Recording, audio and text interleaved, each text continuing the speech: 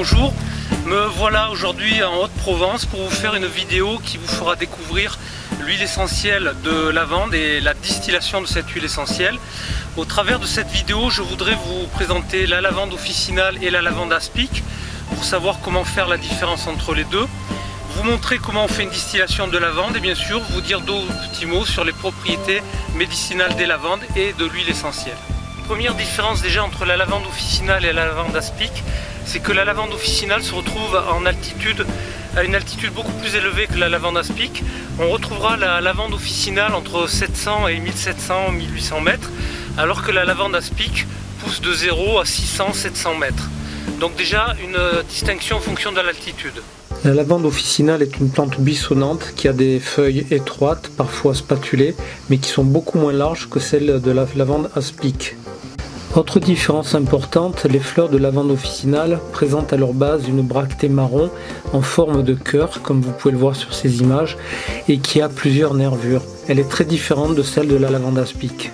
La lavande aspic, elle, présente des feuilles qui sont plus larges, blanchâtres et en spatule, c'est-à-dire élargies au sommet et s'atténuant progressivement jusqu'à la base.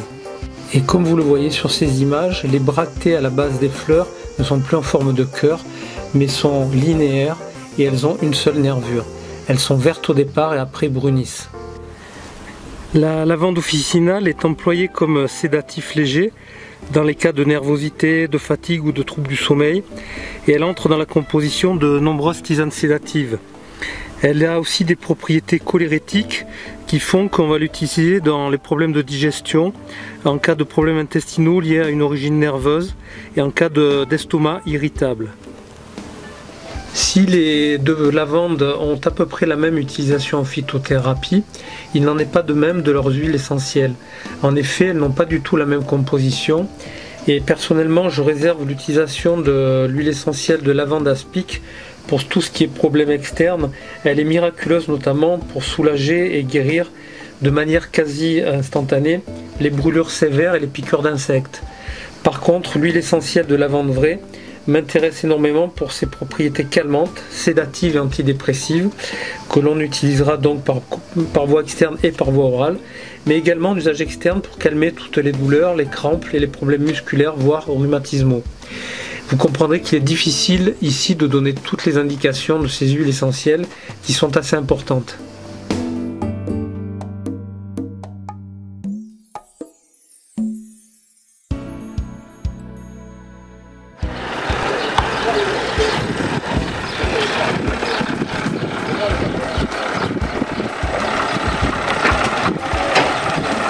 Voilà la livraison de lavande qui va être distillée.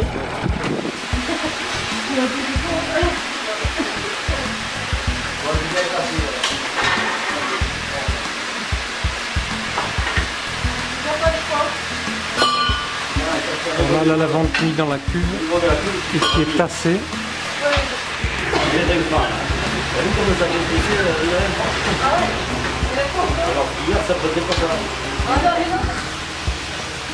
Et on voit le truc derrière.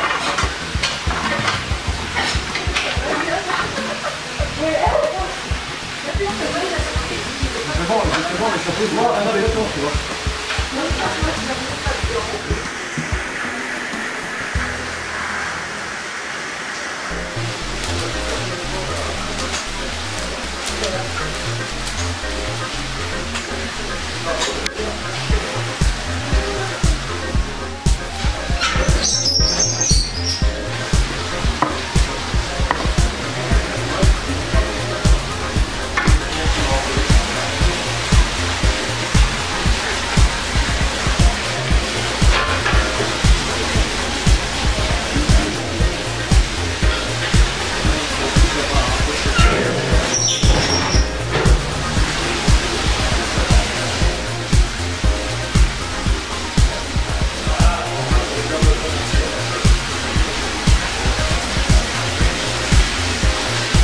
Alors ceci bien sûr est le système de refroidissement qui permettra de condenser la vapeur avec de l'eau fraîche qui passe.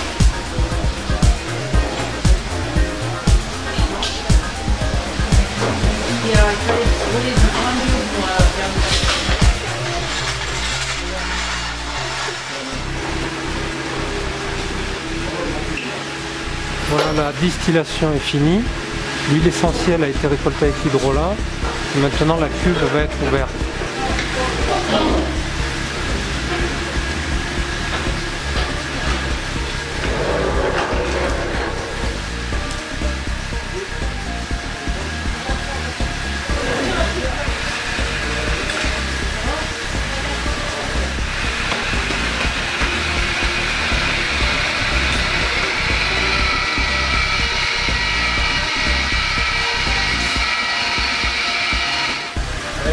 Bon.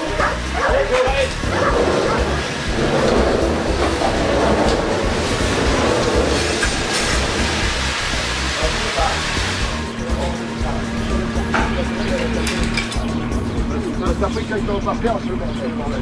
Quelqu'un par terre, c'est le bordel.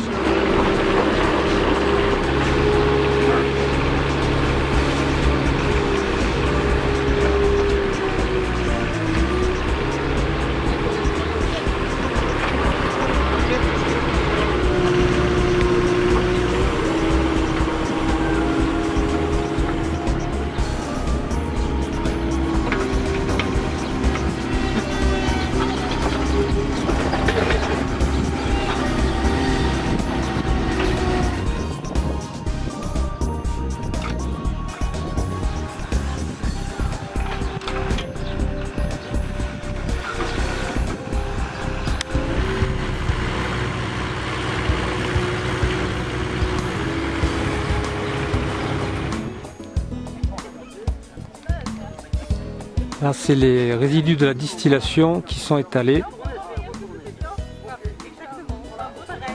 Ah, après, vous la brûlez? Celle-là, ouais. Ah, ça, c'est celle qui est sortie de la distillerie. Et vous pouvez pas en faire du compost? Ça alimente le Non, nous, ça nous alimente.